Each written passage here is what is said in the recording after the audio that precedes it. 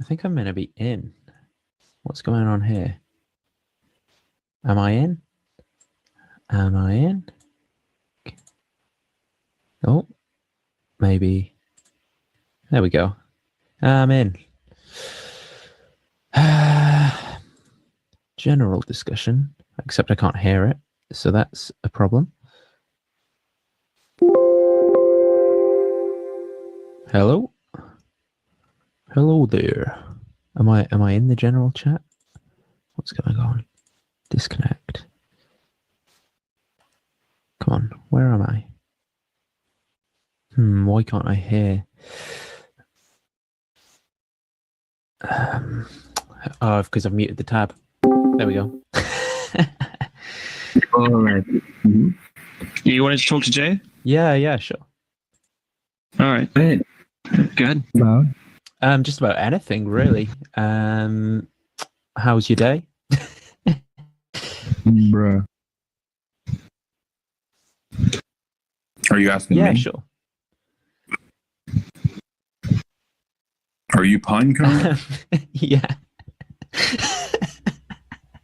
I am Pinecone. Okay. I mean, did you really want to talk, or you just No. It's just that the Pinecone thing's a bit of a joke, but Oh, okay. yeah, I'll go by Pinecone. That's What's up, Dave? How are you? yeah, I'm good, man. Good. What is your worldview?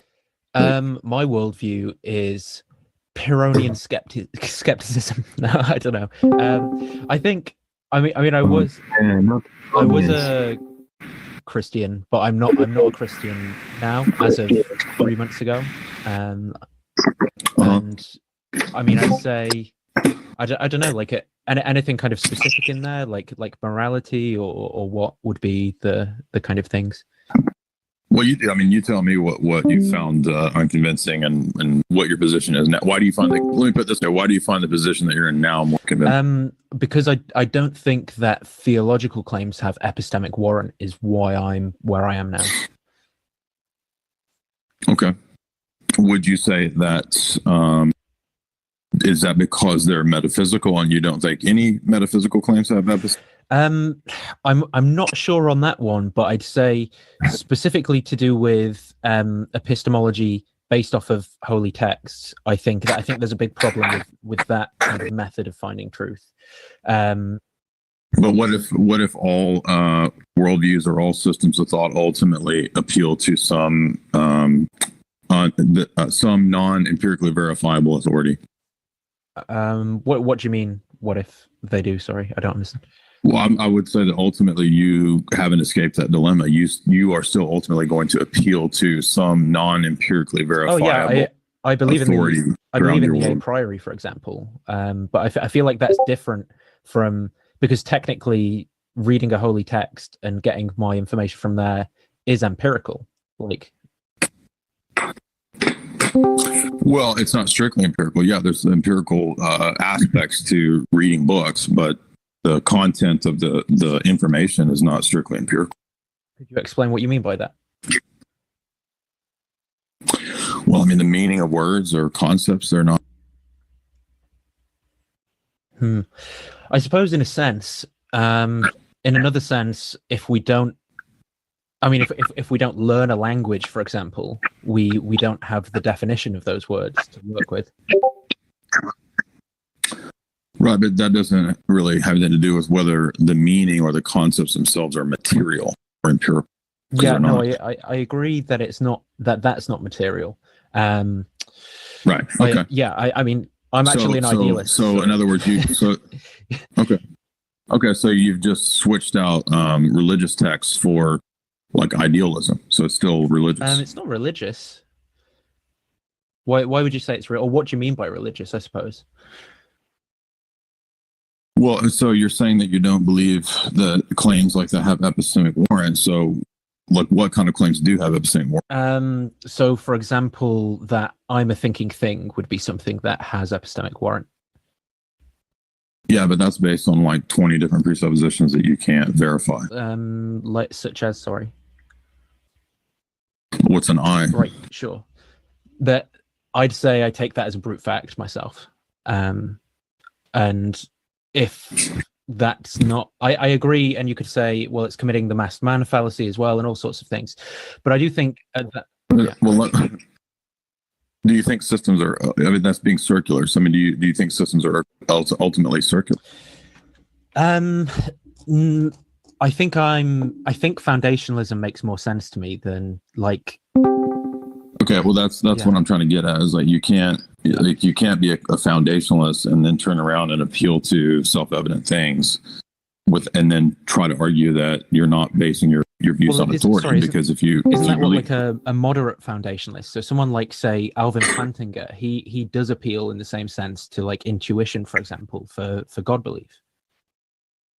Yeah, I mean, Plantinga may make those kind of arguments, but what does it have to do? I don't understand the relevance. I just thought because you said you can't appeal to like intuition or I suppose what you might.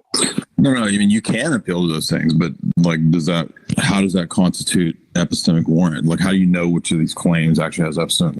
What's don't? I mean, you seem to say you believed in like things that you can empirically verify, but then you said you're an idealist, so it's empirical idealism. I mean, there are Berkeley. I mean, there's a few people who believe that kind of a view. I'm one of the few. But like Philoneus, I am willing to abandon the position if you can conceive for me an object which exists independently of the mind. Well, the problem with this kind of idealism is that it just boils into solipsism and nihilism. So that whole system. Well, it might just be what we're left with. But okay, so we're left with a system that's completely destructive to knowledge at all? Possibly, yeah. Well, if we're left with a system that's completely destructive to knowledge, then we can't have knowledge that's true. Well, you'd have to say how it. For example, it wasn't completely subjective to. Sorry, it wasn't completely destructive to all knowledge claims. How was it completely destructive? Solipsism is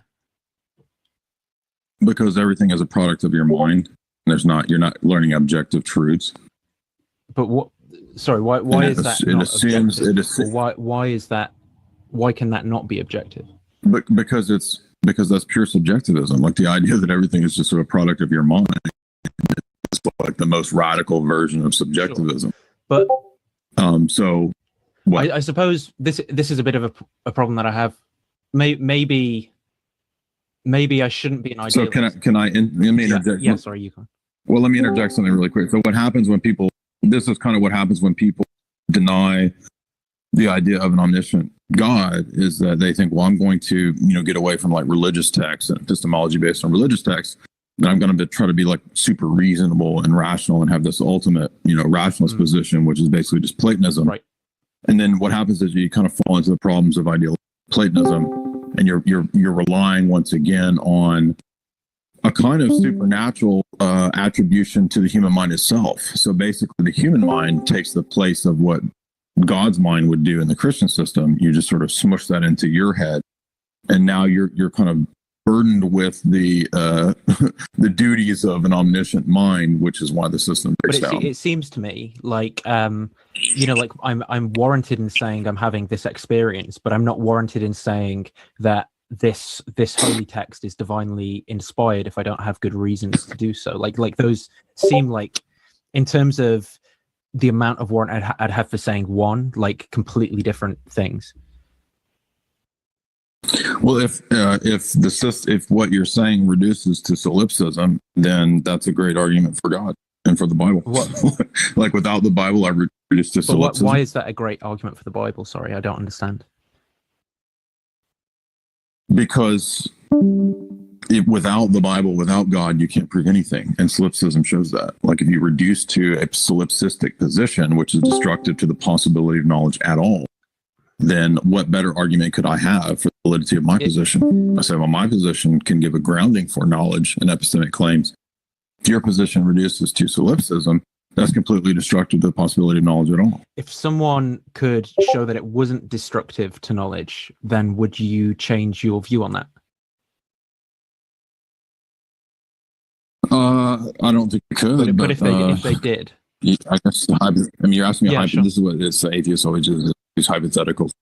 Yeah, sure. If you can show that. What do you think they'd have to do to show you that it's not destructive to knowledge? It would have to be coherent and not fundamentally absurd. It would have to not be a reductio, reduced to absurd. And in what way would it be coherent? So like if we were to think this through, whether it's possible it's not. That's why I don't believe solipsism. Sure, but is it possible that that there is? No. Possible. Why is it not possible? Because any position that reduces to absurdity is not possible. No, but that's not what I'm saying. Sorry, what I'm saying is, why is it not possible that there's a coherent system that doesn't require God? Why is that not possible?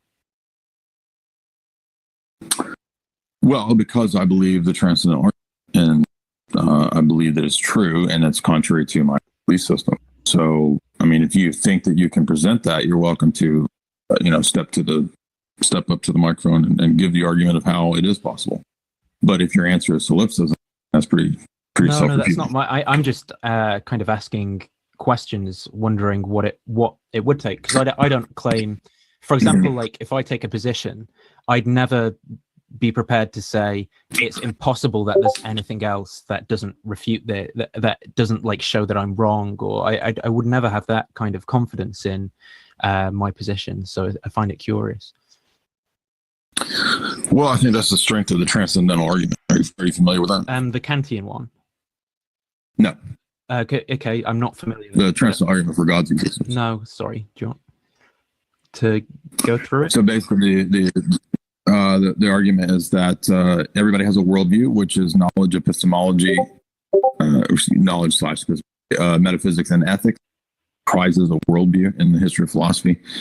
Everybody has one. And in order to be coherent and consistent in these three branches of philosophy, they all necessitate the existence of a specific God, namely the Christian God. And so God is the ground and justification, the logical justification for all the different transcendental categories that are assumed in each one of those branches of philosophy. So, for example, ethics assumes value judgments. Epistemology assumes abstract concepts, objective truths, logical laws, and metaphysics assumes things like existence or causality or telos. And all of those transcendental presuppositions or categories cannot coherently exist just on their own by themselves. They require a mind to sort of make them cohere and relate to one another, and ultimately the justification for that. And the only worldview that presents that is Christianity. Okay, so there were a few things in there that I found a bit strange. You said they all require God, but there are, for example, someone like Graham Oppy, he doesn't require God for his system. I'm saying require God for consistent grounding and justification. So to ground a view or to ground a claim, to make a claim coherent, then what we do in epistemology is we talk about justified claims, right? Right. So, and I'm saying that you have plenty of philosophers who don't believe in God, sure, but I'm saying they're being inconsistent, and to be consistent, they need to ultimately those things in God. Could you explain for me like how they're being inconsistent? Is it like the same thing that because it sounds like perhaps you've defined consistency as requiring God. So if something doesn't have God by your definition, it's then inconsistent. And it seems then. Well, no, I'm saying that we could evaluate each of the systems, and systems are limited in the number of options that they can present or the directions that they can go in based on their starting points. And when we look at these different systems, we see the fundamental problems that will negate the possibility of knowledge or negate the possibility of physics or ethics from the outset. So there are plenty of philosophers who will do this stuff. And what I would do is examine their presuppositions in ethics, in epistemology, and metaphysics to see where they fundamentally contradict. And we're saying that because I'm not a classical foundationalist, I have a coherence view. So part of this, by the way, is I believe that we would say that if you make an ethical claim, you're kind of in a necessary way also assuming things about metaphysics. If you make a metaphysical claim, you're assuming things about epistemology. So each of the three branches necessitates one another. Right. Sure. And when we understand that, then we kind of see how we should look at this holistically, and then we compare them holistically to see which ones provide a possibility for knowledge and which ones are completely destructive to knowledge. So, for example, materialism is fundamentally destructive to the possibility of knowledge at all in either of these, in any of the three branches of philosophy. Can I interject real quick and just say that I think Nathan is probably the most sane 300 subscriber individual who's come into this Discord to Absolutely, dude. Everybody who's at like at the 100 level, like the next Aristotle, and here to lay the law down. Crazy. So, but I commend you for civility. No, it's fine. So if we could present that, then if we could present this naturalist theory that helped make sense of ethics, epistemology, and metaphysics. Hold on. Naturalist? What do you mean, naturalist theory? What are you talking about? So sorry, non-theistic. A non-theistic theory. Oh, okay. Okay. Yeah, because I probably would agree with you in rejecting like a distinction between the supernatural and natural, if that's what you kind of meant. So yeah, if we could present this theory that didn't necessarily have a god, or even if it didn't have the Christian God, but it could explain these, that would falsify this position. No, it wouldn't, because again, if you boil it down to like starting points, if you think about things like whether our deity is personal or impersonal, there's only two options there, right? So there's not an infinite variety of worldviews. There's an infinite variety of worldviews that are based on like variations and specifics down the line. And when it comes to starting points, there's a limited number of places you can go. Like, is the universe eternal or not? Right? There's not a whole lot of options on that one. I mean, I'd go with we don't know. Is God personal or impersonal? Right? There's not a whole lot of options on that. So most systems actually across in the religious systems, scientific systems, philosophies, most of them actually are boil into two categories of monism or dualism, and almost all of them, unless they're theistic, personal. So actually, there's not a whole lot of positing that we have to. Yeah, I mean, like is ultimate reality personal or impersonal, right? Like Hinduism, it's ultimate personal. I mean, I'm still really struggling to see how this definitely leads to the God of Christian theism. Could you help me? Because our theology is precisely what solves a lot of these problems. For example, the one and the many problem in the history of philosophy, the history of universals, particulars, dialectics of the West. That's, in our view, that's solved by the triune God, we have an equal ultimacy of the one and the many. If you talk about abstract conceptual entities like numbers, logic, we believe those are grounded in the mind of God. And so these things are bases, justifications in our system, how those things make sense and how they work in the world. But when we come to the other philosophies and worldviews, not only can they not like give a grounding for those things, they actually break down at a very fundamental level on like super basic things like logic itself, or metaphysics, or ethics.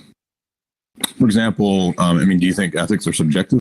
No, I'm a moral realist, but I suppose my question, like, I'm even if I were to get to that point of say like a mind behind these things, how would I get to the Christian God as opposed to Allah, or say like a Brahmin or something like that?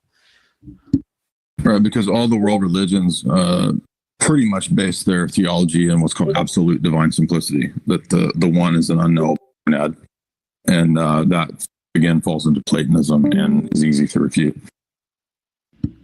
Okay, but I'm not seeing that, I suppose. Like for me, for example, Allah seems more simple than Yahweh. Okay, well, I mean, the thing was, we're about to. Oh, you're cutting out, Jay. Yeah, I didn't catch that. My app crashed. Yeah, well, we're about to have a big debate with a Muslim, by the way. But well, again, one of the problems, for example, that I just outlined right before you got here was in these systems where you have an unknowable unity. The problem is how does it relate to the world, and that's the exact same problem with Platonism, right? So just with solipsism, you can apply that same problem to Islam, where there's not really any way to know a revelation of this Islamic deity because, like, he's not personal. I mean, they'll say at times that he's kind of personal, and then turn around and say, "Well, he's not really," because you don't really have a direct contact with the eternal in that system.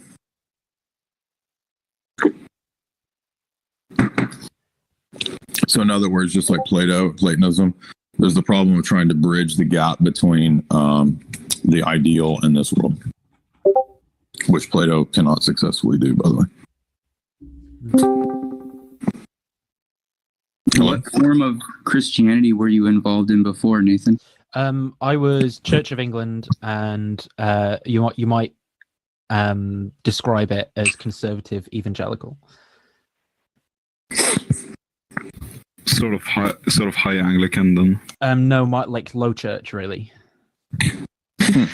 It's basically evangelicalism, like really conservative evangelicalism, but without all the Zionist boomerism. And a lot more kind of like NT Wright, basically. Yeah, well, kind of, though. Someone who I used to speak to would have called NT Wright no theology right. It was kind of culty in the sense that you had to have this specific Calvinist doctrine. I never did, but yeah. Well, more like C.S. Lewis then, I guess, but without, I guess, More like John Calvin. I don't know much. Really? Yeah. A lot of conservative evangelicals, Anglicans, I know, believe in not Calvinism. Yeah. I guess it is a bit of a mess in the world of There Protestantism. are in the U.S. There's conservative Anglicans who are very Calvinistic. Yeah, it was like R.C. Sproul, John. Oh Calvin. yeah, there's like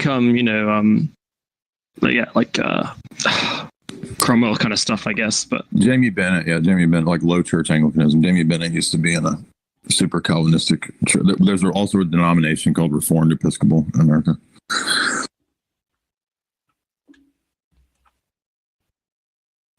Anyway, so I guess what I'm trying to get at is that if we are moving out of the realm of atheism and into the realm of theism, we're also kind of limited in the directions that we go in terms of theistic options for God. So again, we have to either start with him being personal or impersonal, knowable or unknowable.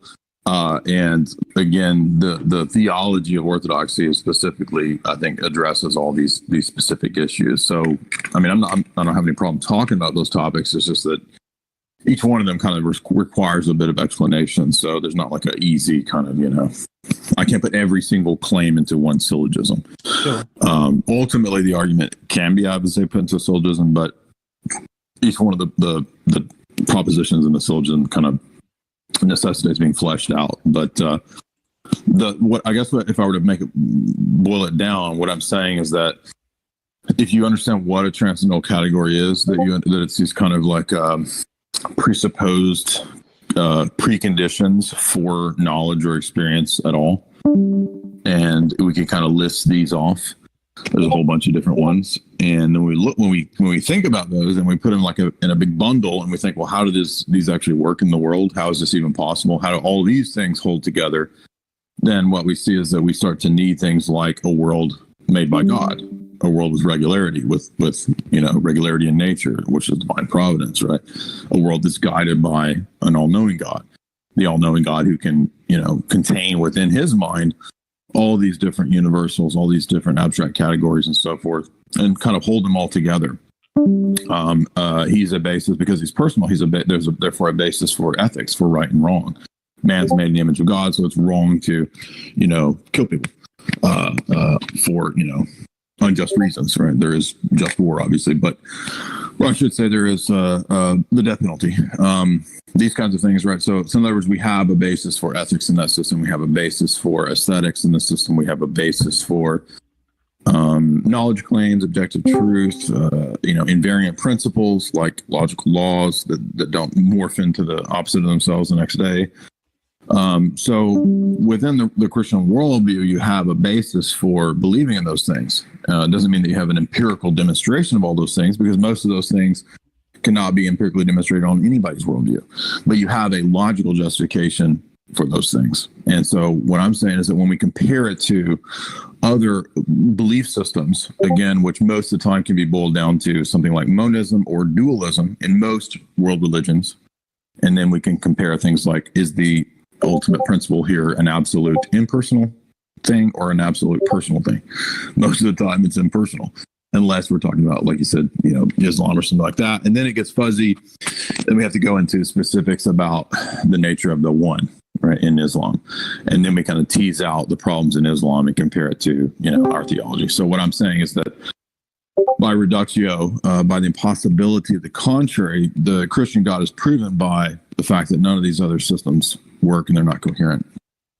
And they're not coherent on their own grounds, I'm saying.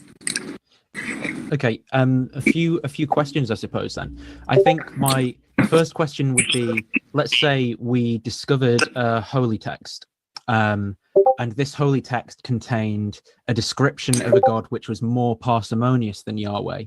Would you then be led to say that because this version of God is more parsimonious and explains things in a better way, that you'd have to abandon Yahweh belief?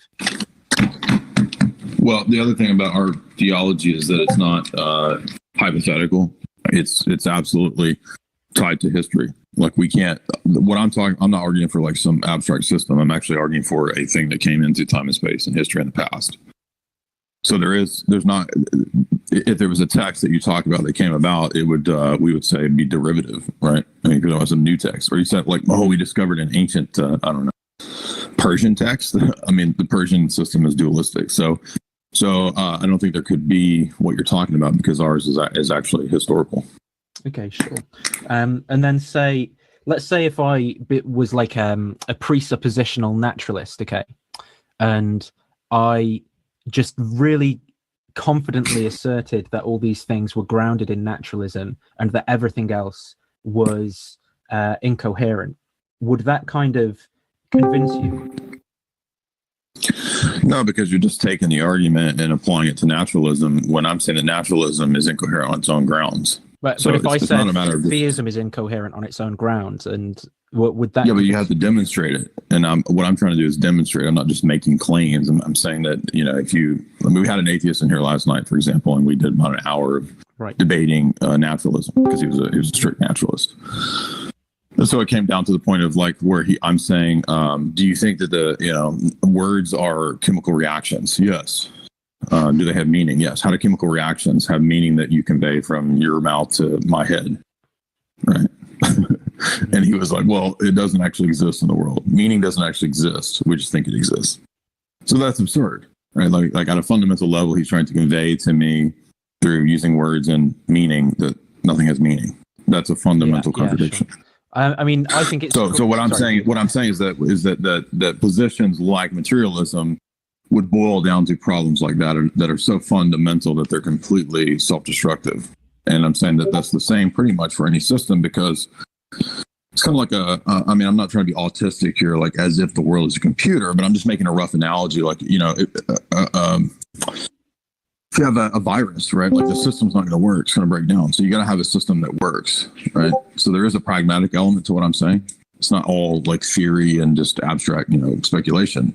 You actually have you got to have one that like works in the world, that explains things happening in the real world. That explains, how people can do math, how they can, balance checkbooks or whatever, how they can appreciate good art, how we can explain history. Like all these things have to come into play. You can't just like come up with these sort of do you think like armchair stuff? Say people who are like anti-vaxxers, would you say that they're more likely to have come to that belief through a kind of like naturalistic worldview or through a kind of religious worldview? I mean, I know some of the top people in the anti-vax movement. Many of them are doctors. So does that mean that they came to it through religious? No, that's not my point. My point is just like, I suppose obviously it's not, it's not a peer-reviewed, large sample size, everything like that.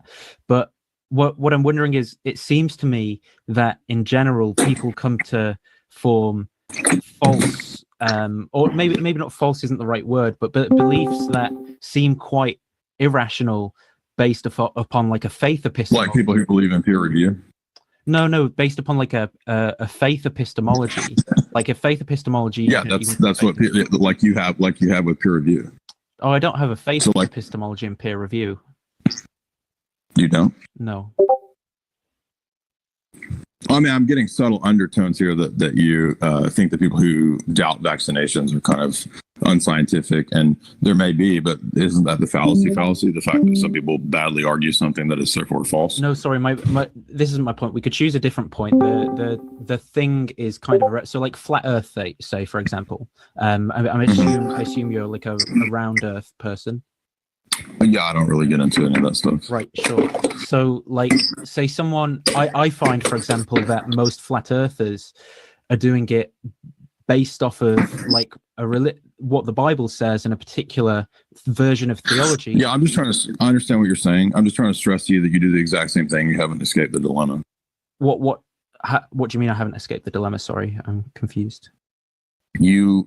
Even though you are not relying directly on a religious text, you're still doing the same thing in whatever worldview that you pick. You're going to ultimately appeal to some ultimate authority, which is going to be just a replacement for the religious text. All positions, all worldviews are ultimately circular at base, which means that they're going to be self-authenticating and you're appealing to some authority.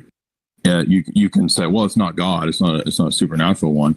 Well, that's the problem, is that once you're appealing to sort of natural explanations for everything, the whole system will collapse. Well, because could I not just posit in like a brute fact God or a brute fact natural? Yeah, something like that. There's no such thing as brute facts. Why do you think that there's brute facts? What does that even mean? Because it kind of sounds like I can just come up with this thing with infinite explanatory power, and then I'm sorted, right? Then I've got my coherent worldview. Well, no, I mean we aren't omniscient. So it's Christianity that gave rise to science, right? Byzantium gave rise to universities and science. So the idea that like somehow this is if you're a theist you surrender rationality. Well, I mean, there might be bad versions of theism that do that, but you keep bringing up these sort of anecdotal things that don't really relate to the argument itself. Like, okay. So what if there's goofy Christians? Like, what does that? Sure. How does that relate to whether the system is true? Well, I suppose it's just for me. I was just thinking about. It seems to me that actually, as people have moved away from theology, that people have been better at, say, for example, producing machinery, medicine, stuff like that. But that might not be the case. It might be that I have to apply. So you have a value judgment that's somehow better or advanced. Yeah, I do. Yeah, right. But it might be the case. The value judgments are in the domain of ethics and metaphysics. Yeah. No, I agree. I'm not understanding really why it's incoherent. Could you help me understand what that argument is like? Yeah, ultimately it's just arbitrary. Like ultimately everything in your system is arbitrary. Why? Because you can't justify any of the basic presuppositions or starting points in the three branches of philosophy of the worldview that I mentioned. But why can't I? I don't understand why. I mean, like maybe if I went to do a philosophy degree, say, maybe I could like figure out how to do that. Why couldn't I? Well, I'm saying that you can. It's not a matter of IQ. It's a matter of the fact that the systems don't work. Like, I mean, what is your position? I mean, you're not a Christian, and you're saying that it relies on religious claims, and I'm saying that, well, you don't think that normie science does that? Normie science is dominated by appeals to authority. Normie science is full of fraud. The Lancet put out a thing saying that they think that half of peer-reviewed science is fraudulent. So on what basis do you know? Do you have a peer-reviewed study to tell you to trust peer review? No, but I'm not saying, sorry, I'm not saying that peer-reviewed study is the only thing that's good. I'm just trying to like understand the world. I'm trying to point out that you're not escaping the dilemma that you're escaping. All the same problems that you. I might not be, but I'm saying so far you haven't even. Huh? So far you haven't even chosen a position, Nathan. You just keep throwing out hypothetical, and you're not really standing on anything. Yeah, that's because I'm not really sure what I do believe. and I'm okay with it. That's fair. That's fair enough. But so what? But when we ask what the problem like with Christianity is, you gave the example of well, people just kind of like believe it. Yeah. Because it's a religious claim and it's not grounded in what? What ultimately can you ground it in? That's not a religious claim. Empiricism. No, Idealism? no, it's not that. It's that. So here's maybe this is something, right? So maybe if you could, like, when I go and read the Bible, for example, I don't think that I get true beliefs from that. I don't know what am I meant to do about that? For example, like I've had all. Well, what do you mean, like true beliefs? What do you mean that? So, can you expand? What are you talking about? So, say for example, like I could spend a lot of mornings going to pray the Book of Common Prayer, going to like Bible studies, having these theological discussions. But in reality, like my job is as a software engineer. I've got relationships with people, and none of this like comes into it or helps it or changes anything. But if I were to like learn new programming languages, so I don't understand why I require this process of theology and prayer in there when it seems to just like not make a difference. It seems like I could have that in there. I mean, this is sort of a this is like sort of a subjective thing about like, I mean, if God does exist, then it does affect your daily life. I mean, to me, it affects my daily life. So I guess I just don't know how to respond to this claim that you read the Bible and it doesn't relate to your work relationships. Well, and there's a lot of it seems to me like as I look at the world, it seems to me more like there's this religion thing, and some people like to participate in it, and some people don't, and it's not really necessary to live and exist. And well, I guess I would say, what do you mean by living and existing, and is it necessary? I mean, if you think that this life is all there is, then sure, you're not going to think that. But that's, again, the conclusions that you're saying right now are based on your governing presuppositions, which I guess is just what, agnosticism?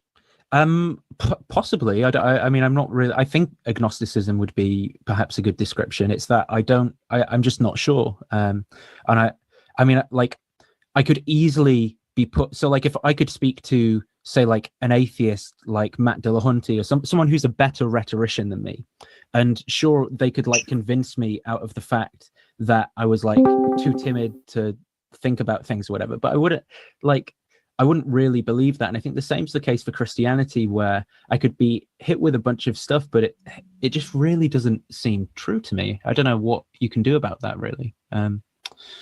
Like how do I get from, like, I can go to a rock concert and get the same experience as I do from like singing hymns or something, or I can look at like secular art and get the same thing as I do from like looking at a cathedral or something like that.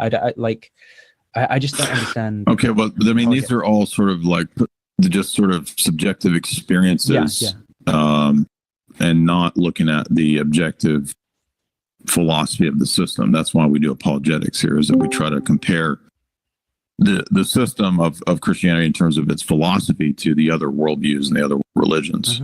So the argument is that the other religions reduce to absurdity. Atheism is a religion. It reduces to absurdity, and ours does not. I guess what bridges the gap is faith. So, like, you can see things and you can go, oh, I don't see these things, but faith bridges the gap between, I guess, the sensible and then the intelligible in God, right? See, my problem there is like, well, why not just have faith in Allah? Because Allah is incoherent. But what if I was talking to a Muslim apologist though, and they were also like they'd studied more than me, they were giving me. We have debates with Muslims in here all the time. I'm not saying you don't, but I'm saying like I could be. Like, there are definitely there's a lot of Islamic scholarships in this country. Yeah, but we demonstrate it. Like, you're just saying that they claim it. It's not about just making claims. It's about actually demonstrating it. Okay, so I'd first have to go through those arguments though before I'd have warrant to say that that's the case, because I don't know that it is right now. But I'd be willing. Yeah, I mean, for your own personal existential assurance, sure. I don't see how that's avoidable. But what I'm saying is that, again, I've said about 3 or 4 times, like, all systems can be boiled down to starting points, and they're limited in like the number of directions that they can go. So you're not actually dealing with an infinite number of worldviews. you're dealing with an infinite variation of a few starting points, right? So all of those systems have to have a few certain starting points. It's just literally impossible not to. The world is set up a certain way. So, did you come to Christianity like through philosophy then? Is that? I was raised Baptist, but I never really took it serious. And then I started reading the Bible when I was 18, and I went to college and I took philosophy classes and just kind of got more and more serious from there, and went into, all these different topics, comparative religion and history of philosophy and history of church fathers, the Bible, all that stuff. It's a long journey. Do you think if you'd say been born into like the Mormon church, you would have gone down the philosophy route and found the arguments to suit that view?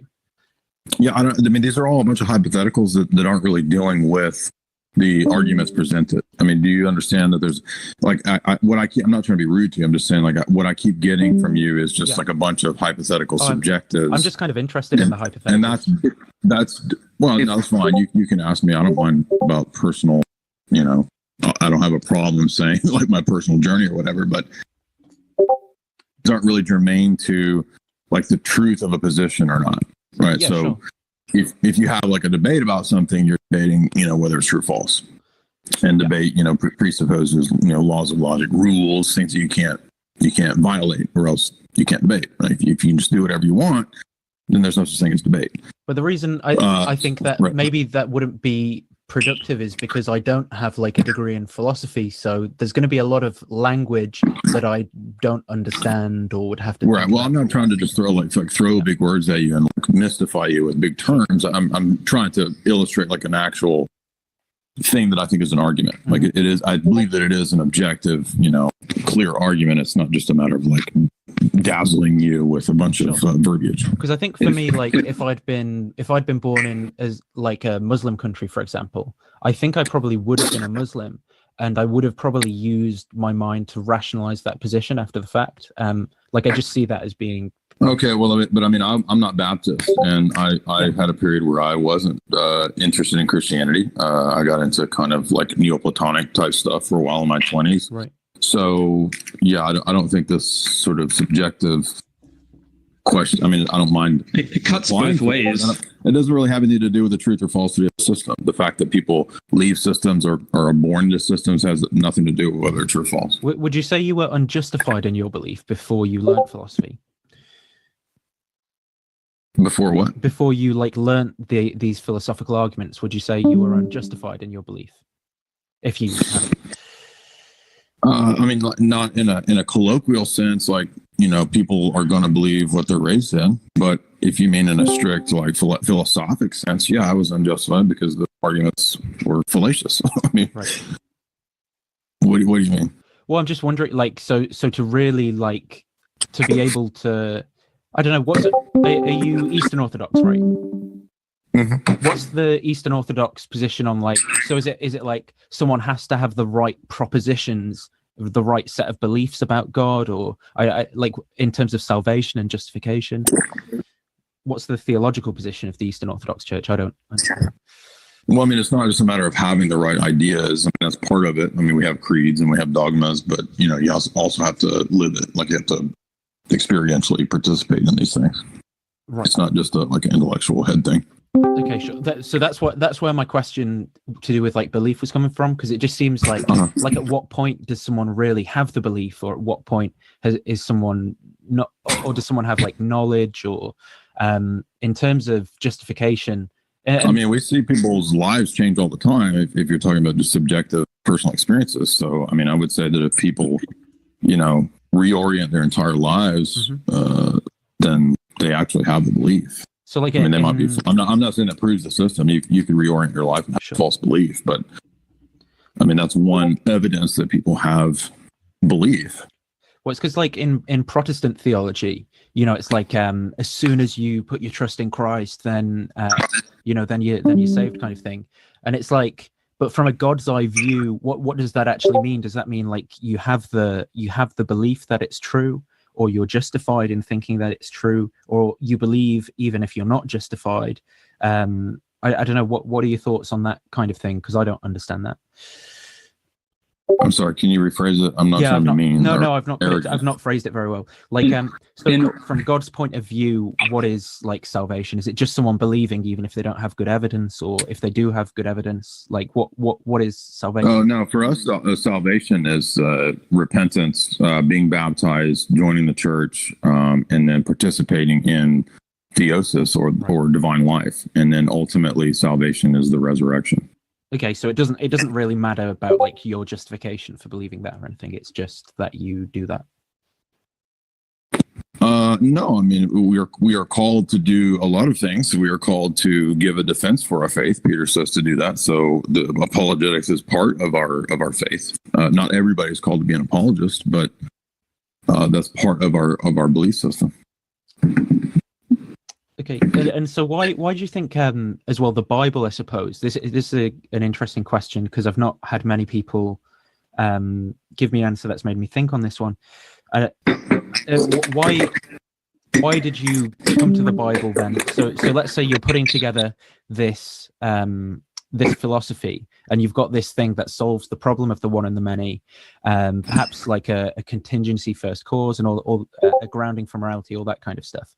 But then, what made you then like add in the Bible, like from these philosophical arguments?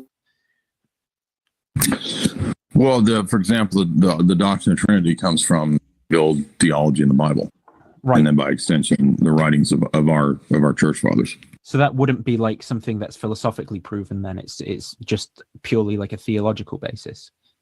It's theological and it's proven philosophically in terms of like the transcendental argument and the apologetics that we've been doing. So, if you mean by proof, is like from reason. Sorry, like so just if you were to leave. I mean, reason is involved. Reason is involved, but we would say that reason is limited in any field. So, is reasoning involved in proving the Trinity? Sure. No. Does it ultimately convince people? No. People have to ultimately be convinced on their own. Like they have to. Yes. I didn't mean is reason involved. I meant from. So let's say like in a Descartesian. No. So the doctrine of the Trinity is not a purely rational. Right. It's not. It is a revealed doctrine. Correct. Sure. Okay. Our ultimate epistemology is revelational. Rests on revealed theology. So is it like as you're thinking about God and stuff, you have some revelation that the Bible is true, or like what brings the Bible into this? Where does it kind of come in with the philosophy? Because it's one of the key means by which we know God. So it's kind of like a letter, if you would, from a person that you're wanting to get to know. And then the rest of the life of the church, the liturgy, is the actual direct experience of that God. So the Bible is, instruction manual. Like what? Right. I don't know what else to say. Like it comes into it because it is the basis, foundation of the whole thing. Because it is the revealed theology. It's not Jesus himself, but it's the sort of guideline to how to be introduced to Jesus himself, you could say. I suppose I'm wondering why we should think that it's got divine authority, or why would you think that it right comes from God? Well, there's many reasons. I could give a lot of historical evidence, but the main argument I would give would be the transcendental argument, because the God that we see revealed there is the God who solves all these philosophic and dialectical problems that we have in the rest of philosophy. So that God solves these problems. That's one evidence. That's one good argument. I'm not saying it's the only one. But I would say that there's all kinds of things. Like there's the arguments about, the historicity of the text, the veracity of the text. It's the most well-attested ancient document in all of history. There's more early codices and manuals of the Bible in the first 3 centuries, 5,000 plus manuscripts. And there's absolutely no other document that has any attestation anywhere close to that. That's one evidence, and there's all kinds of other evidences. But my point in terms of like the philosophical disputes is just that usually these kind of debates boil down to philosophy. And the reason I don't throw out a bunch of like, let me prove to you that Tacitus talked about, and therefore Jesus was a historical dude. Like that doesn't really prove anything, because an atheist will just interpret that through the lens that he has of, naturalism or whatever his view is. Oh, well, so what? There was a dude named Jesus. Who cares? That isn't Christianity. Yeah, I was going to say, is it possible for like a text from that period to have all this historical evidence but not be divinely inspired? Well, that's not my only argument for the Bible. No, I'm not saying it is. I'm just wondering, right. Is that possible, or is it possible for the Bible to be not divinely inspired? Like, how do you get to that point? Well, the reason I'm saying, the reason I would say it's inspired is not because there's a lot of historical attestation. That's just one interesting fact that kind of collates with a bunch of other historical evidences. The reason I would say it's inspired, or one easy reason, is because of all the predictions and prophecies that are particularly about the person of Christ. Okay, sure. And is it possible that they were like theological interpretations by the authors at the time with access to previous texts? Is that even a possibility to you? Or well, if you take something like the Book of Daniel, the Book of Daniel, even by liberal scholars dating, is dated at the Maccabean period, which is the 2nd century BC. I actually believe it's older. I believe what it says about like when it took place. But even the most liberal scholars date in the 2nd century, and pretty much amazingly, they haven't caught on to the fact that like all the liberal scholars even admit that it's talking about an empire. So you have something predicting the Messiah coming under the Roman Empire. It even predicts like the manner of his birth. It predicts all these things that even liberal scholars admit is prior to the time of the 1st century. So I guess the liberal scholars need to get onto that one. Hurry up and figure out how to date it even later. Well, so I suppose, I'm saying there's a whole bunch of examples, things like that. That's just one sort of big one that's really easy to verify. You can go look up and see that, like Daniel, when he describes the successive empires and the Messiah being born under the Roman Empire, even the liberal scholars still admit this, which is funny. But that's just one example of many that show that it's not just relying. It's not a later text relying on an earlier like interpolation of, oh, let's make this about Jesus. And so, like, is it like Mark 16:9-20, for example? Like, would you be confident that that is part of the Bible, or that isn't? The stuff about like drinking poison. I believe that we accept that as canon. Okay. I know that there's like certain areas of the text that are disputed about like textual veracity and all that. I don't have a problem saying that that's partly canon. But if someone say like genuinely, if someone offered you like poison to drink, would you do it? Oh, you're talking about I thought you were talking about the addendum of Mark that's debated about. Okay. Well, that's actually for Acts because it talks about the snakes. Oh, okay. And if you read the book of Acts, Paul gets bitten by a snake and it doesn't hurt him. But no, we don't. Those aren't standing commands. We don't do everything that the apostles were told to do in the book of Acts because that was unique to the apostolic period. Now, we would say that there can be miracles, sure, but we don't take everything that's specific to like a time period and make that a standing command to do for the entire history of the church. The book of Acts is because transition period from the New Testament. So when it says, and these signs will accompany those who believe, in my name they will cast out demons, they will speak in new tongues, they will pick up serpents with their hands, and if they drink any deadly poison, it will not hurt them. They will lay their hands. That's like apostolic period. That's not. Well, I'm saying there could be applications, but I'm saying they're not standing commands to be like snake handling church people. Right. Because in the like saints and stuff. Yeah, I mean, we have stories of people doing exorcisms and this kind of stuff, sure. But in the book of Acts, the snake event actually it explicitly happens with Paul. Yeah, I mean, I think like you might have a more parsimonious view on the philosophy side of things. I agree, but I think it might be. I'm still in the process of figuring this thing out and thinking about it. But for me, it seems like, and there might be defeaters, but that we can get to like an intelligible mind behind things. But I can't really get to Christianity out of that myself, right where I'm at now. Right. Well, we have some great theologians, some essays that address that very question. Right. So, what do we mean by a mind behind things? Right. I mean, how is that just Platonism? Right. So classic view that has said that is Platonism. But Platonism also immediately negates itself by talking about that mind behind all things being personal, being unknowable, Yeah, sure. being a perfect monad, Yeah, so it might be personal. being ideal and not relating to this world, right? So basically, it's irrelevant. So I'm saying that mind that is might be unknowable the and irrelevant. case, but I'm saying I can't see how that. If it's unknowable and irrelevant, Christianity. then you can't use it as grounding or justification. So how do we know this mind? We have to have some way to interact with it or know it. Well, It has to yeah. condescend to us or reach us. Sure. And that's why Jesus is the Logos. He is the revelation of God. But I think maybe it's possible that could be the case without without the Bible being divinely inspired, or without Jesus having. But the Bible is where we know about this God. Could it not? Why could it not say be the Quran? Because as we just said, if we get to the Quran, the theology. there's going to be it's not just less explanatory power. There's fundamental problems in terms of whether that God is even knowable at all.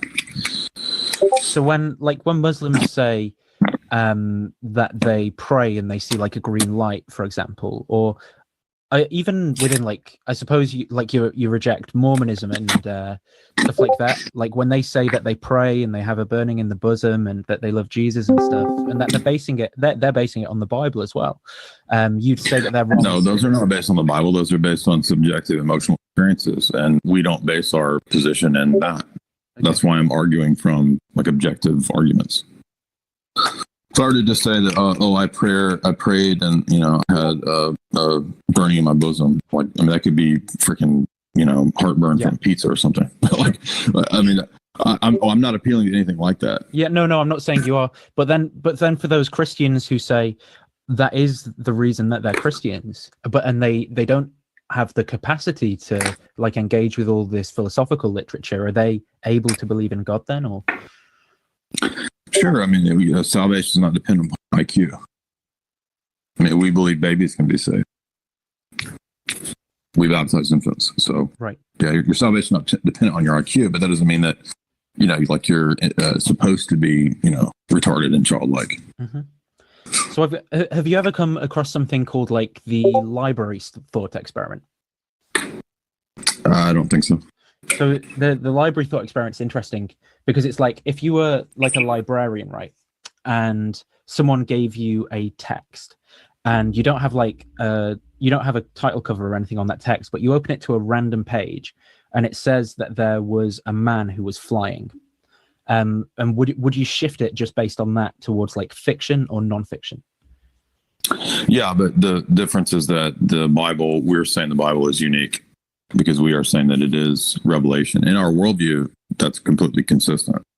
But to say that the Bible is a unique, inspired, inerrant doctrine or document. Excuse me. Sure. But in this example, that your analogy is assuming every single book, and that's not our worldview. Okay, so you would shift it towards fiction then? Yeah, in the case of a random book claiming that God can fly, sure. And then if say it's you turned it to another page and it said that there was an early creed where people were worshipping this guy who could fly, would you then shift it towards fiction or fact? If there was another that said what now? It said there was so you turn to another page and there's this early creed, and the creed says, well, there were people worshipping this guy, the one who was flying around. Would that make you think it was true or maybe still fiction? Yeah, this is a false analogy. You're trying to make the analogy between the scripture and this fictional situation, right? And again, we don't believe the Bible is like any other book. It's unique. So what you would need to demonstrate is that that's inconsistent within our worldview or our paradigm. Sure. So say in this example. In other words, the argument is premised on the assumption that the Bible is like every other book. But you haven't demonstrated that. Why would we assume that the document is like every other book? I don't believe it is. No. This document in the thought experiment. Why would we assume that that's like every other book? Because the example is supposed to be something like the Bible, right? I think the example is just that you've got this document come to you. We're not assuming it's like every other book. It could be a divinely inspired document. It might not be. It's underdetermined at the start. Well, I mean, the book claims that it is, and so to treat it as if it's every other document is to assume that it's not. So far, all we've got is that it claims that there's a guy who's flying, and that there are people who are worshiping this guy, but we don't know what, and we don't know anything else about what it's doing at that point. Okay, but the analogy is a false analogy because it's trying to create a biblical text that's a mirror of the biblical text that's hypothetical, that doesn't actually exist, and it's the biblical text. It's just like the example you gave earlier of what if we found a Bible or a religious text that like had a similar God, but it was a different God? Well, it would be derivative, because like it's not just about like inventing abstract systems. We're actually arguing from, a historical religion, something that has history, that's something that came into time and space. So it's not just like thought experiments, it's an actual existing thing in the world. And the problem with idealism, the problem with, I think, I'm not faulting you personally for doing thought experiments or anything like that. I'm just saying, like, if we don't have Christianity and we try to go to these other options like idealism or whatever, we end up with, again, trying to smush God's mind into man's mind, and it just leads us to absurdity. Is the point? That's the argument. Right. Okay. Okay. Sure. So I don't see where we're going with the thought experiment. Okay. Well, I think the point is that basically we could layer in each of the things that are in the Bible there one by one, and we wouldn't get to the point where we move it towards fact. That there was a right, but the Bible's a holistic system, so that's why the analogy doesn't work, because we believe in a holistic system that comes down to us from history. And so your example was premised on the assumption of a text that we don't know anything about, that is fictional, right? We're saying it's fictional, and then you're gradually moving goalposts to make it the Bible. If I were to come up with a holistic system for the flying man, would it then be acceptable? No, because it's not just a matter of creating a holistic system. It's a matter of a worldview that is touching on all of these arenas, right? It's not, you can't just make up systems that are coherent, but because you're limited in where you can go, and you inhabit this world. Like, you don't inhabit a mental matrix world. You inhabit the world that we're all in. Sure. So it has to like relate to this world. It has to relate to the way things work in this world. It has to relate to the history of this world. Okay. Sure. Yeah. Well, it's midnight now for me, so I'm going to head off. But I appreciate that you talked to me, man. Yeah, man, you're welcome. Come back and chat anytime. Yeah, I probably will do it at some point. Thanks. Okay, sure. You know what we have learned, though? Jay Dyer is a big meanie head who can't have a civil discussion. No, he's actually been very fine, to be honest. So, Well, I appreciate No. it. Can't debate him. You've been very civil. Yeah. Well, yeah. Yeah. Yeah. No. Yeah. We can always have civil conversations if people just be civil.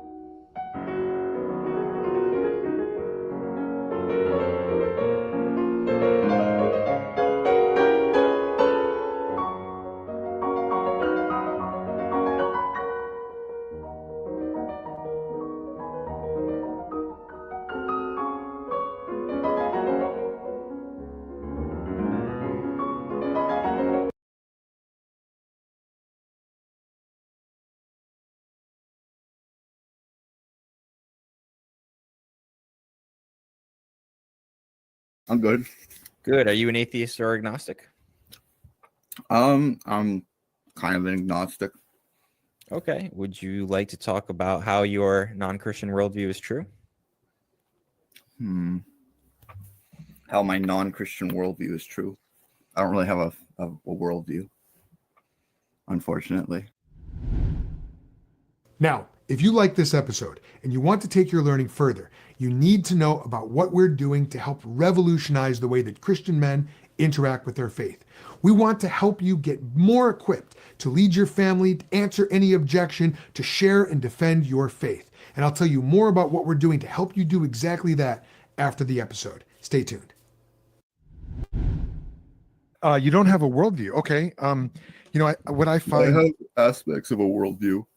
Maybe you could call it a worldview. I don't know. How do you define a worldview?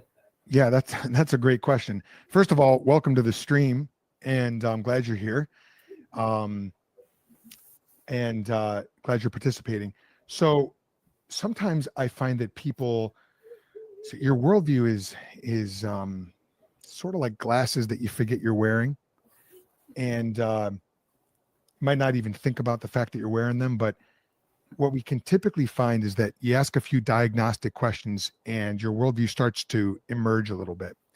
Your worldview is that platform of presuppositions, unquestioned beliefs that are underneath your feet, as it were. They're kind of like the joists under your floor, and you don't really know that they're there until you start pulling up the floorboards and seeing what's there. So your worldview would consist of presuppositions or beliefs about the fundamental nature of reality. What does it mean to be human? What is the definition of right and wrong, good and evil, that sort of thing? How do we know things? Can we know things?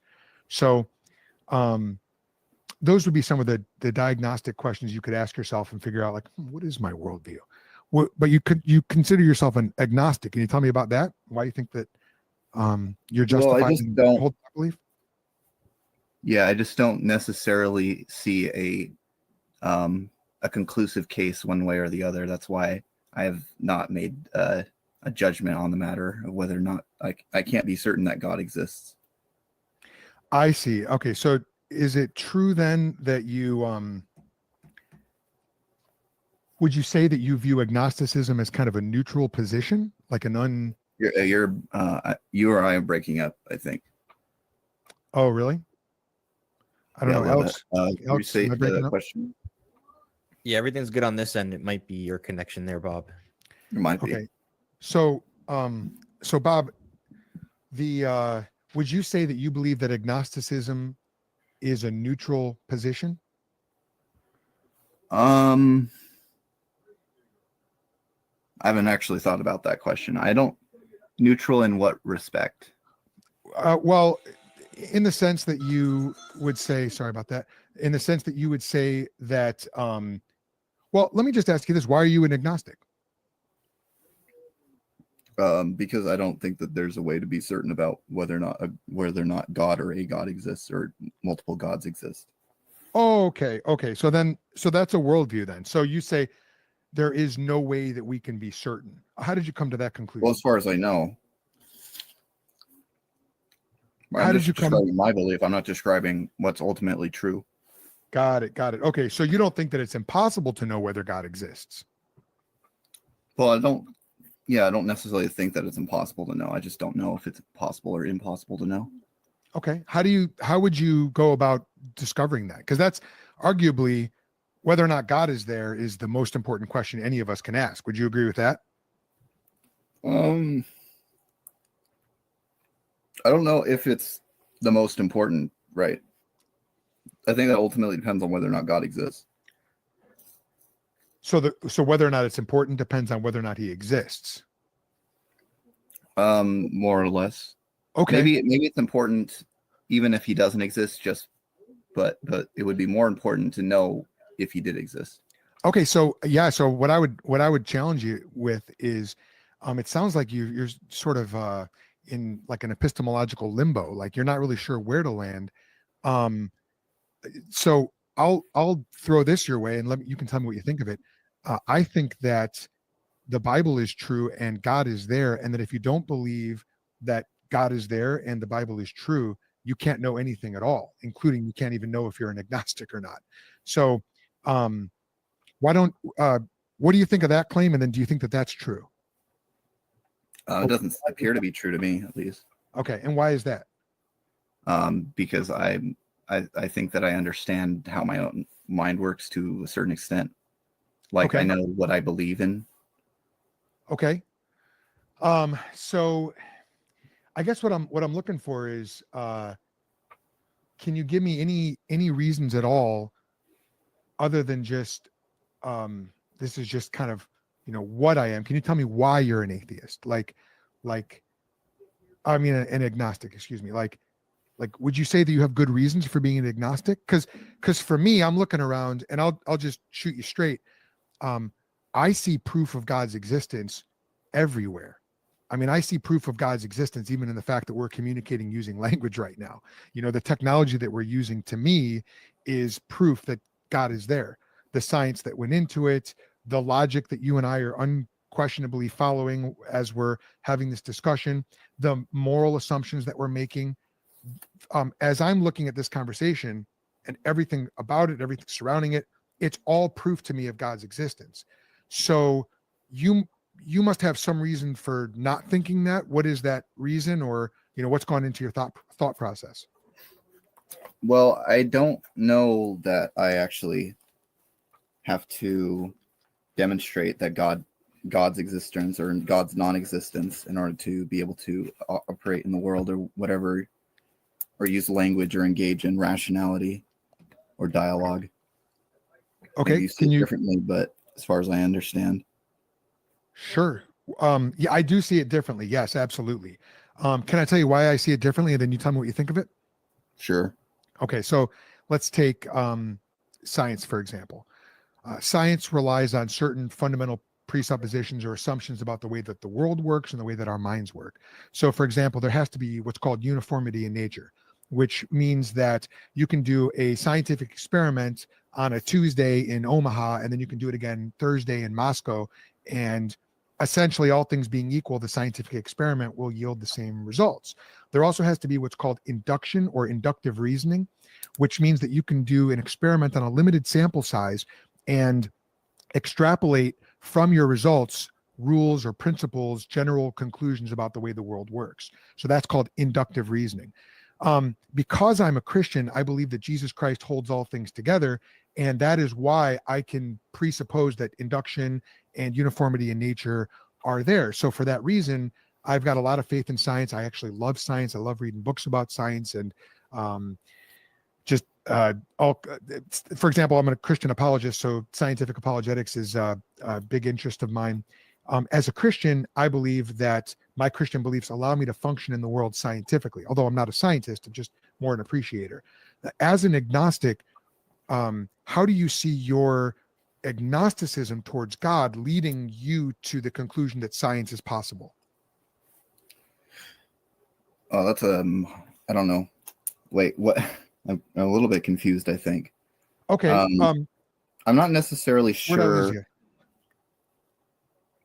whether God's existence would have a determining effect on whether or not science works, because you're operating obviously from a belief that God does exist and that science only works as a consequence of God being there.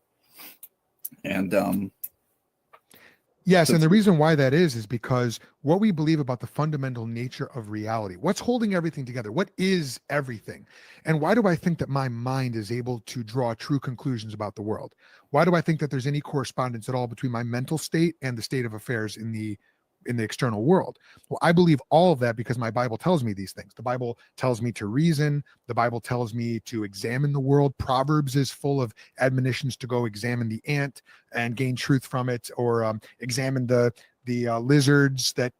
Anyway, the Bible is filled with exhortations to make observations about the world and assurances that our reasoning, although tainted by sin, is generally reliable. And so as a Christian, my belief that God is there, that God has revealed himself in scripture, those are undergirding all of my interaction with the world, whether it's scientifically, morally, etc. So this is why I ask you as an agnostic, and I'd really challenge you, Bob, really think about this. If God is not there, what reason do you have for assuming that the world's even going to exist in the next 5 seconds? I mean, truly, how would you answer that? Well, what reason do I have for assuming the world's going to continue to exist in 5 seconds? Yeah, or that there's any correspondence at all between your mental states and the state of affairs. I probably couldn't articulate a good reason, but it's probably just because of the fact that, you know, things seem to occur in certain ways in the past, then we can naturally assume that they're more likely to occur the same way for the future. So can I tell you what you just did without even knowing it? And I say this respectfully. Sure. You've actually assumed the very thing that you need to demonstrate. What you've done is you've talked about past states of affairs. At the very least, what you understand past states of affairs to be. That's if you can trust your own reasoning, if you can assume that the deliverances of your reasoning are valid and actually meaningful. But let's assume for the sake of argument that that is the case. You've given me information about the past, but the very thing that we need information about is the future. And so to give information about the past, you have to come up with, well, what's the principle between the past and the future? And if you say past futures have always been like past pasts, then that doesn't really answer anything, because we need to know about future futures. And I know that sounds maybe a little convoluted, but you don't actually have any information about the future. And so what you need is, you either need to operate on pure blind faith with literally no information about the future at all. And if that's the case, that's the definition of arbitrary. You might just as soon believe one thing as the other. It's literally arbitrary. And that's, by definition, that's what that is. Or you need revelation or information from someone who does know the future, certainly. So as a Christian, I believe I have that because I have the Bible, and the Bible is breathed out by God. But I really want to challenge you, Bob. If you're going through life not thinking about the implications of your agnosticism, I'd really challenge you, man. I'd encourage you to think about it, because if nothing's keeping you from adopting the Christian worldview, I'd say today's a great day to repent of your sins and trust in Jesus, man.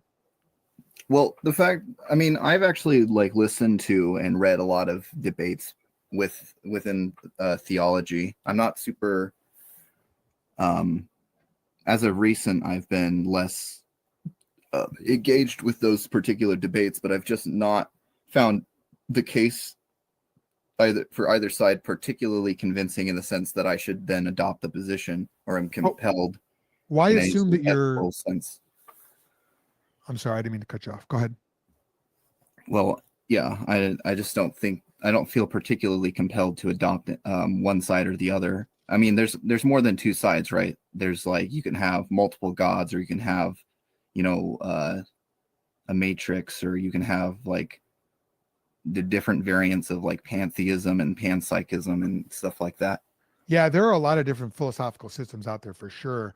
I find it easiest and probably most clarifying, because of the uniqueness of the triune God of Scripture and the biblical worldview. You actually can dichotomize or divide all the world's religions, philosophies, and worldviews into two camps. There's the God worldview, and then all the other not God worldviews.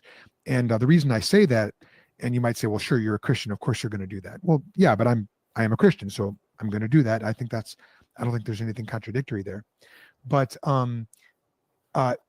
every non-Christian worldview is ultimately going to have an internal contradiction. So far what you've demonstrated is that you have adopted a position of ambivalence, if you will, towards God. And you've just sort of, dare I say, arbitrarily accepted it and said, I need to be convinced one way or the other. But without a good reason for holding your current position, it turns out to just be arbitrary. And yet you're living in the world as if science is real, as if morality is real, as if knowledge is possible. I'm telling you, those are all Christian presuppositions. And you've said, well, I'm not convinced of that, but that tells me about your mental state. It doesn't tell me about the validity of the arguments. So what I would, again, really challenge you to do is really think about these things, because what Jesus says in Matthew's gospel is, he says that you're either, well, he says that whoever is not with me is against me. Whoever does not gather with me scatters. And so a posture of neutrality is actually not possible when it comes to Jesus. And so I would really challenge you to decide if you're with Jesus or against Jesus. And if that sounds polarizing, I think Jesus meant it to be polarizing. But that's because if he really is who the Bible says he is, and he is, he's the way, the truth, and the life, and no one comes to the Father except through him, which means you have a great need for Jesus. And Jesus is actually offering you salvation and eternal life and answers to a lot of these questions that you haven't been able to find answers to. What's your denomination, if you don't mind me asking? Not a problem. Yeah, I went to currently we're non-denominational Christian, but we were members at a Baptist church for a number of years, and I grew up in the evangelical free church. So denominations aren't hugely important to me, but theologically I align with Baptists and Calvinists. Yeah, that makes sense. It's interesting because, like, I've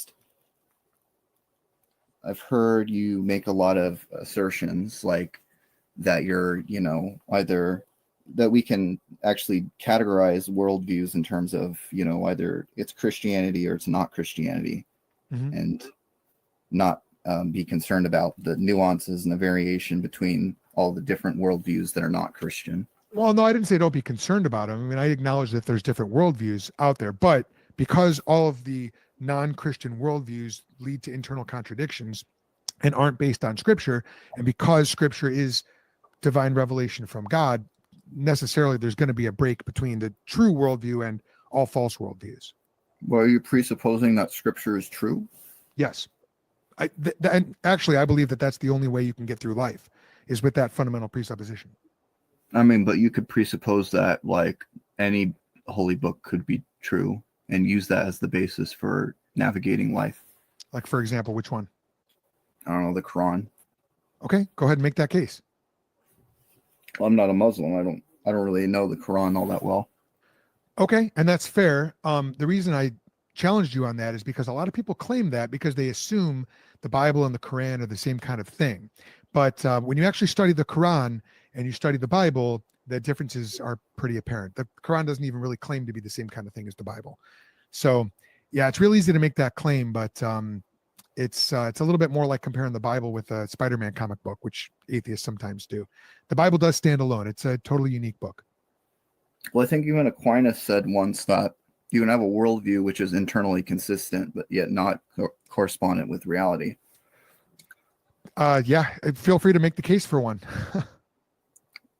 And again, it's very, and I say this respectfully, it's very easy to say, a lot harder to demonstrate. Okay.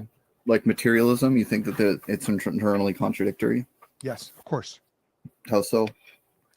Well, I mean, a lot of the things that I just said, I mean, for example, you can't have invariant, immaterial principles of physics, laws of physics, moral norms, moral obligations. You can't have laws of logic in a materialist construct, materialist world. So, I mean, if you think you can, feel free to argue for it. But, would you like to try to argue for it? I mean, it doesn't seem, yeah. If everything is just matter, then nothing that's not matter exists. So you don't get laws of logic in that framework. Well, I think you can still believe that the concepts of, like, how we navigate the world are just abstracted from the material system. Even then, if you're making generalized, abstract observations that are always true, invariantly true, universally, objectively true, those are immaterial propositions at that point, because they transcend you or me, they transcend our brains. Even if you thought that all your thinking was somehow material, which it's not definitionally, thoughts, the mind and the brain are different. The placebo effect demonstrates that. But even if that were the case, those principles would be invariantly true if you and I die. It's not like you think that if you die, the laws of logic go out the window, you know? So we're talking about transcendent normative laws and principles that just aren't possible given a materialist construct. This is why some atheists, you know, try to import like a idealism or like a Neoplatonism or something like that, which has its own problems. But yeah, it's very hard to. I don't envy materialists trying to account for their worldview. Talk about that, like real quick before you do. The atheists are starting to show up in the chat. Joel, could you pin or post that link again in the chat for anybody who wants to come up after Bob? Sure. Thank you. And I think maybe one more minute with Bob, and then we'll move on. So Bob. Well, because I do know a friend who like has his own like metaphysical theory of reality. And he's also like an atheist in a certain sense. Yeah, you should tell him to come on. I could, but we haven't talked to him in a while. Okay, that's fair. He owns a Discord server called Nameless Debates. Okay. Well, listen, I want to challenge you to, you know, quite honestly, Bob, best thing I could recommend for you. I mean, you need, and I say this out of love for you. It sounds like you've got some beliefs that you just haven't really thought all that deeply about, and that's okay. You've definitely thought about them more deeply than a lot of people out there, but I'd encourage you to keep going. Search for truth, and I would say, man, read the Bible, read the book of Hebrews. I think chapter 1 of Hebrews, I think, would do you a lot of good. I really think it would answer a lot of your questions. But we should probably move on to the next person. So, all right, appreciate you hopping on, man. Thank you. See you. You're a Christian man. You want to build a legacy, answer the world's questions, and lay down a solid foundation for your family in God's word. But everywhere you look, you see decline, disorder, chaos. Your neighbors don't know the Lord, and too many churches are filled with apathy. In today's world, we need men who understand theology, know scripture, and who are committed to leading their families in the biblical worldview. That is why we're building the Hammer and Anvil Society, the ultimate discipleship community for Christian men. With weekly cohort calls, a full library of resources and courses, weekly challenges, and live teaching, you're going to sharpen your mind and your character. Our full library of courses is going to help you deepen your knowledge in the Christian worldview, family discipleship, and apologetics, the defense of your faith. But it's not just about building your knowledge base, as important as that is. It's also about brotherhood. That's why you'll also have access to an online community and live cohort calls, live teaching, and real accountability. So you can have fellowship with like-minded brothers who are on the same journey as you. Member Kevin says, the Hammer and Anvil Society has been the most beneficial thing for my family's spiritual growth in years. This unique brotherhood has made me more bold in my witness and more sensitive to God's leading. AJ says, today I stand stronger and more rooted in my faith. The Hammer and Anvil Society has been instrumental in transforming me into the man of God I am striving to be. Get unlimited access as a member or try out a single course in the subject of your choice. Learn more now. Go to thethink.institute/society. Get equipped. Build your legacy in community. Join today.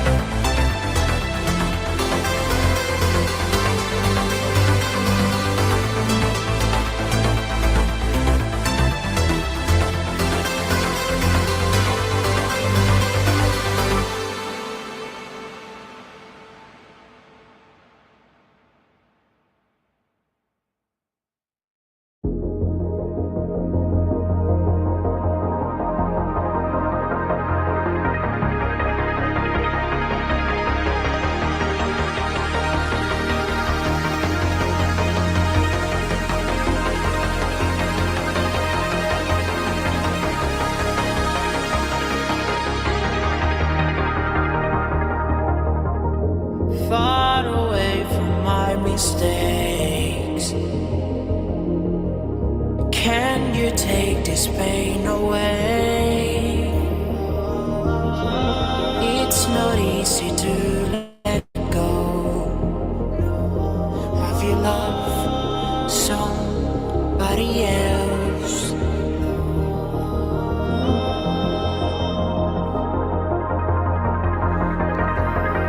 Have you loved somebody else?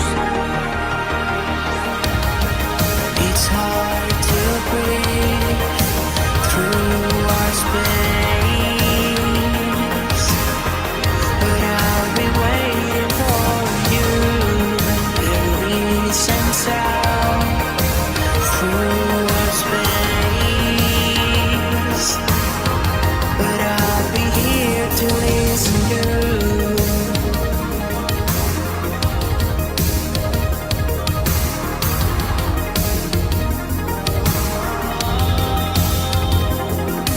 It's getting late, we get away, we fade away, we run away from